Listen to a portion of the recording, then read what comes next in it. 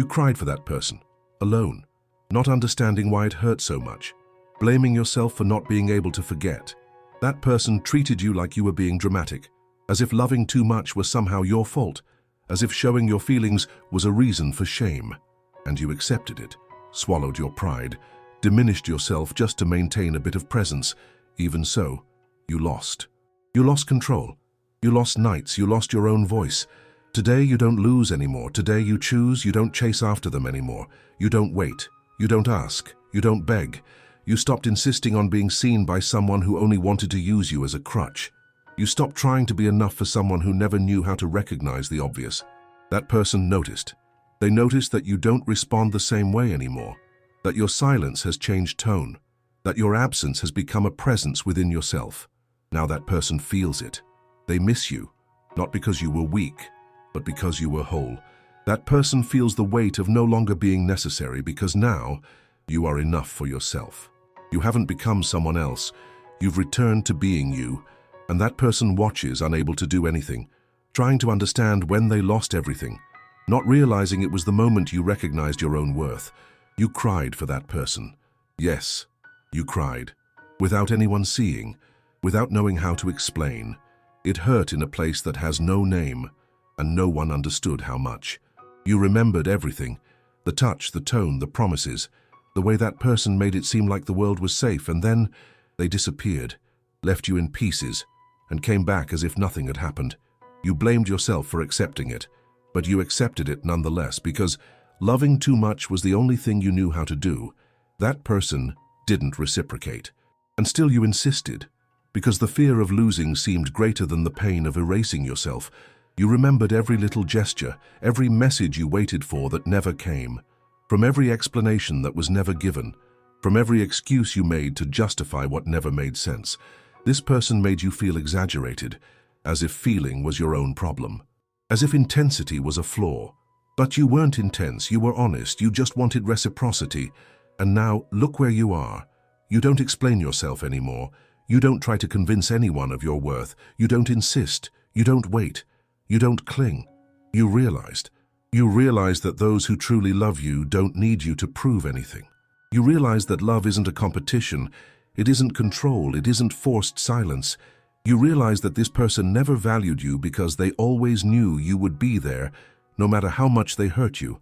And it was at that point, that almost imperceptible moment, that everything changed. You still remembered, but now, without pain, without longing, without the desire to go back. This person noticed. They noticed in your lightness, in your lack of response, in the way you started smiling without warning. This person realized they lost something they thought they'd have forever, your open heart. This person feels but doesn't speak. They watch. They stay silent. They observe your social media, your movements, your silences, and they try to understand when everything changed. And you know, it changed when you realized it wasn't love.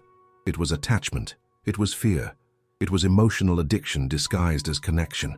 This person confused you, manipulated you, made you feel small to keep control. But now they don't have that anymore. They don't command, they don't influence, they don't decide. You don't consult this person before making choices anymore. You don't weigh what you can say. You don't fear being yourself. And this freedom, this peace of yours, hurts more than their absence. Because what this person fears the most is you realizing you never needed them. You realized that everything you were looking for in someone else was always right there inside you. You cried. Today, you smile. And you smile genuinely. This person doesn't understand, but you understand. You know the price you paid. You know how many times you tried. You know how many times you stayed quiet to avoid losing. How many times you let go of yourself to fit into the space that this person offered you. And now you no longer fit. You overflowed with self-awareness, with courage, with presence. And that person is still there with the same lines, with the same game, hoping you'll go back to being the one who bent over backward. But you won't go back. Not because you're angry, but because you love. You love yourself. You don't need to prove anything, not even that you've moved on. Your absence speaks for you. Your energy says it all. That person feels it, but can't reach you anymore, because the space you opened within yourself is no longer available. Now it's occupied by you, by your strength, by your wholeness. You are no longer an option. You became a memory, and after the memory, you became a lesson. That person notices, and notices too late, not because they didn't have chances, but because they ignored every single one of them. You expressed with your eyes what your mouth could no longer scream. You showed it even in silence, in the details, in the warnings that were never heard. That person confused care with submission, confused commitment with desperation, confused love with weakness, and now all that person does is try to decipher, what have you become? Who have you become? Why do you seem so well-suited without them? Because that person always thought you would never leave, that just disappearing for a bit and then coming back would make everything fit together again. But it doesn't fit anymore. There's no more space. There's no more of the same strength. That person feels the change but doesn't understand the depth of it, because it wasn't just a new haircut. It wasn't just a new routine, new friends, new habits.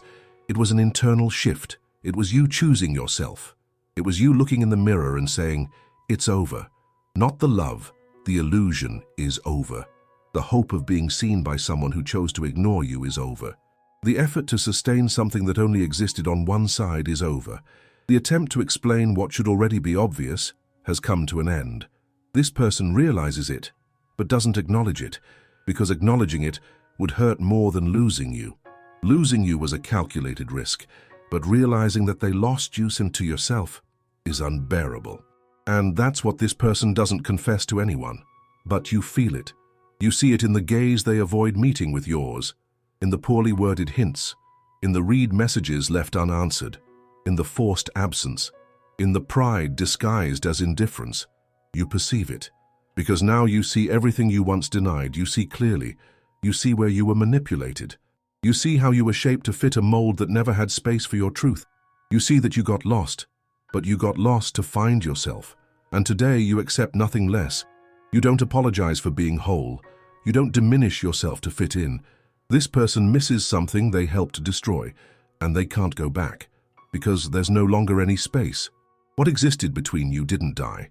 It was buried in silence, watered with the tears you hid, and it blossomed within you. Now, this person watches from afar, in silence, like someone who recognizes but no longer knows how to name it, because you've become what they never expected, someone who no longer needs approval, someone who doesn't offer themselves up, someone who knows their own worth. And when you know your worth, you no longer settle for the bare minimum. You didn't turn to stone. You became awareness. You didn't close yourself off. You healed. This person still thinks you're holding on to something, and you are, but not for them, for yourself. You guard your energy. You guard your peace. You guard your heart like someone who has learned not to waste it, and there's no going back. You don't unlearn that.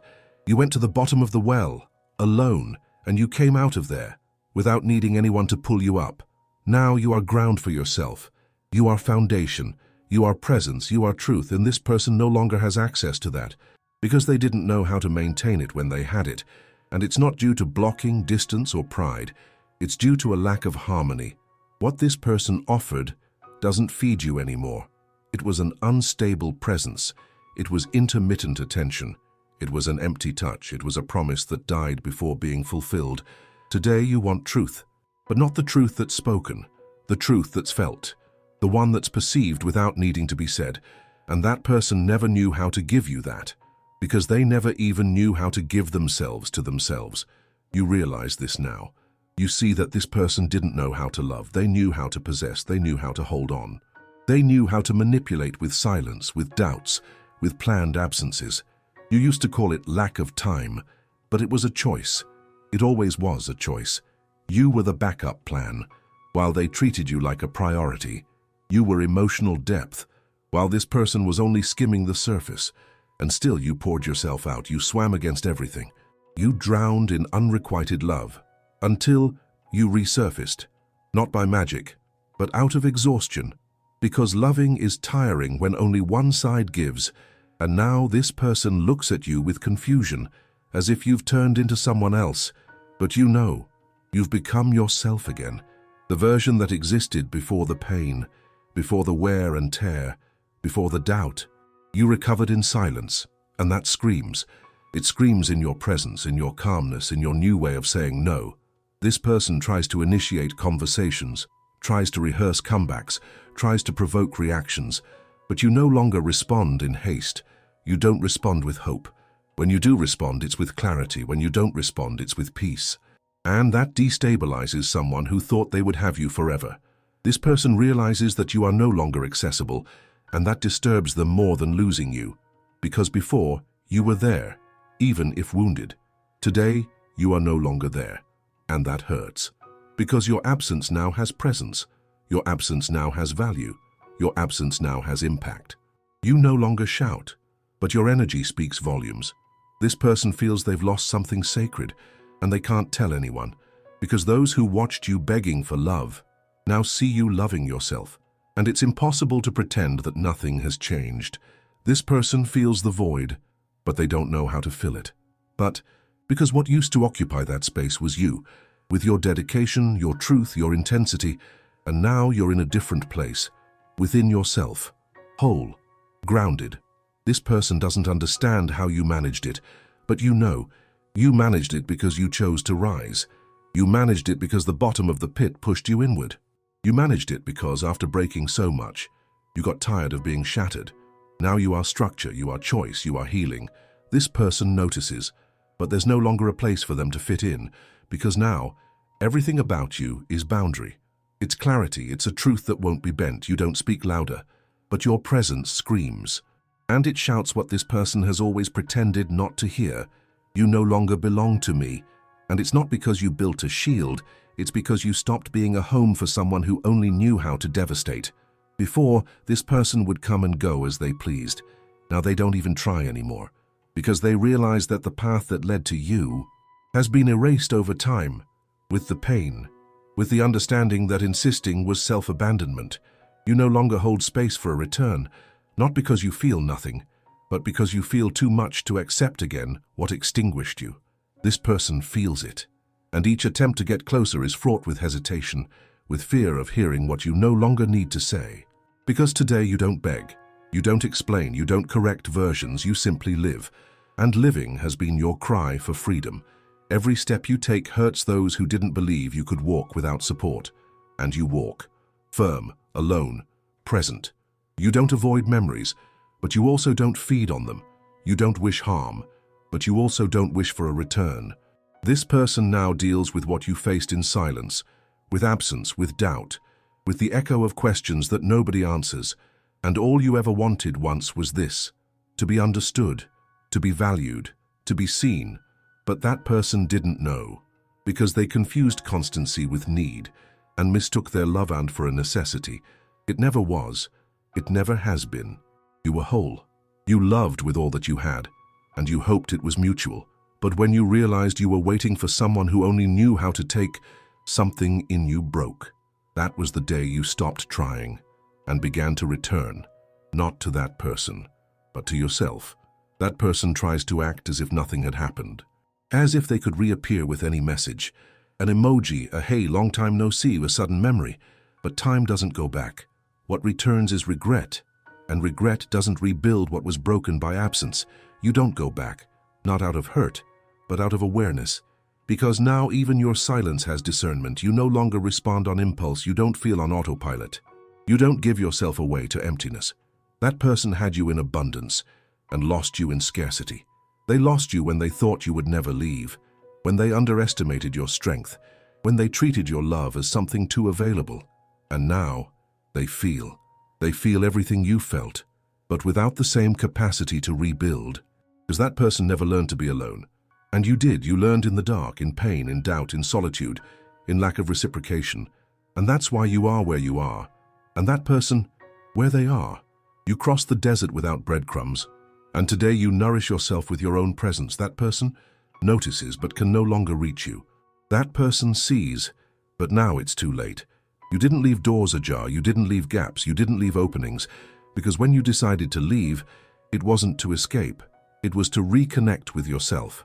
And what they thought was weakness was just you trying until the end to believe in love. You weren't needy, you were intense, you were real. You were whole, and that scared those who only knew how to deal with halves. Today you are a presence that stands on its own. You are a silence that commands respect. It's a silence that weighs more than 1,000 words. This person understands, and you don't need to say anything, because the answer is you now. If this resonated with you, give it a like so I know this message reached you. Comment below. What did this person teach you without realizing it? Subscribe to the channel to keep receiving messages like this, always eye to eye, with no pretense. And share this video with someone who needs to be reminded of their own worth. This conversation isn't over yet. I'll see you in the next video.